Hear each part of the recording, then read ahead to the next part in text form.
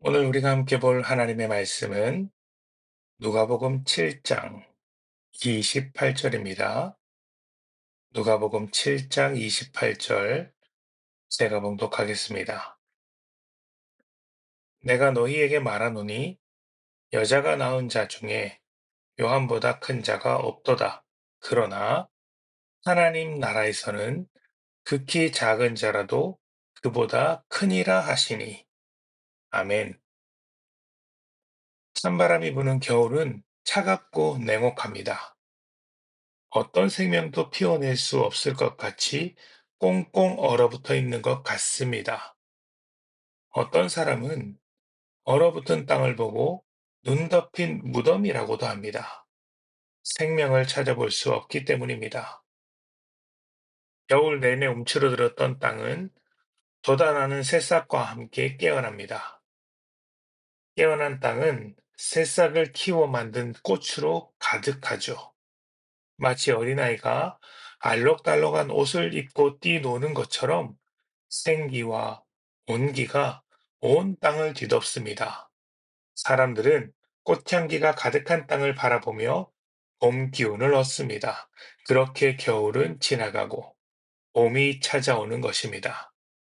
그런데 여러분, 새싹은 어디서부터 왔을까요? 봄이 되니 없던 새싹이 갑자기 생겼을까요? 아닙니다. 겨울 내내 씨앗으로 땅 속에 있었습니다. 생명을 품은 씨앗은 꽁꽁 얼어붙은 땅을 견디며 봄을 기다립니다. 봄이 되면 뿌리를 내리고 땅 밖으로 나와 온 땅 가운데 생명의 기운을 전해주는 것입니다. 겨울의 씨앗은 보잘것없는 작은 것이지만 생명이 있습니다. 죽은 것과 본질적으로 다릅니다. 생명이기에 작은 것이 겨울을 뚫고 봄의 기운을 만들어내는 것입니다.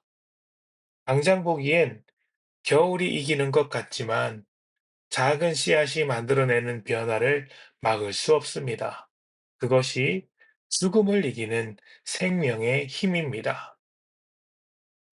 예수님의 소문을 들은 침례 요한이 제자들을 보내 예수님께서 정말 하나님이 보내신 그리스도가 맞는지, 메시아가 맞는지 물어봅니다.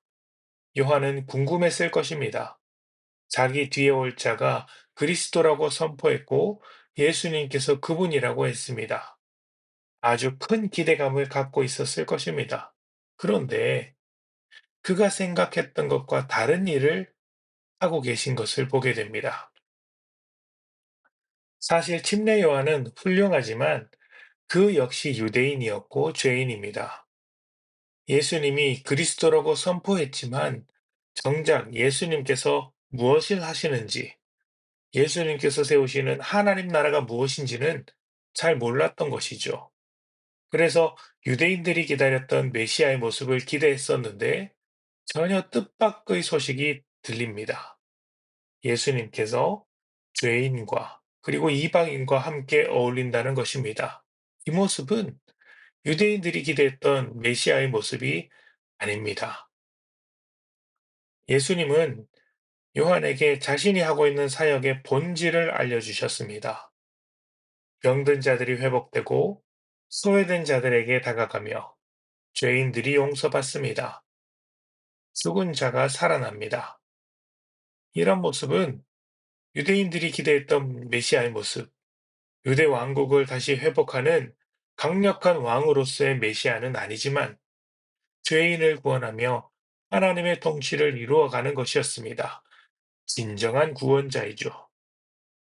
하나님 나라는 세상이 볼 때 겨자씨 같이 작고 초라해 보입니다. 흠모할 것이 없는 예수님의 모습처럼 세상의 영광과는 거리가 멉니다. 그러나 그 안에는 생명이 있습니다.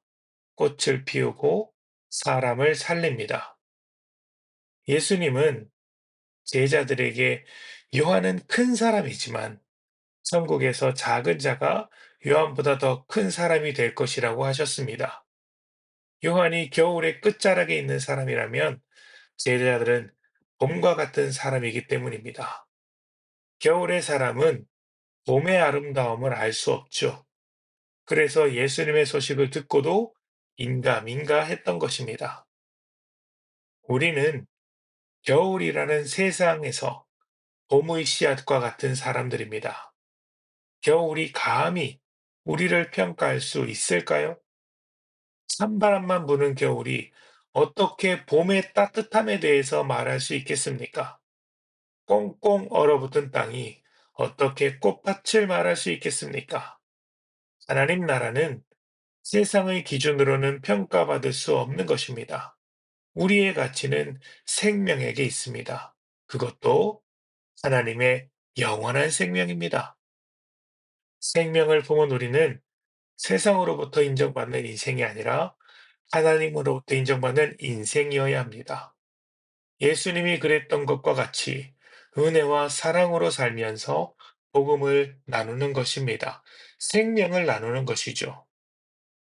여러분, 한 사람 한 사람이 생명의 사람인 것을 기억하십시오. 겨울 같은 세상 속에서 봄과 같은 사람으로 아름답게 꽃 피우시기를 축복합니다. 함께 기도하겠습니다.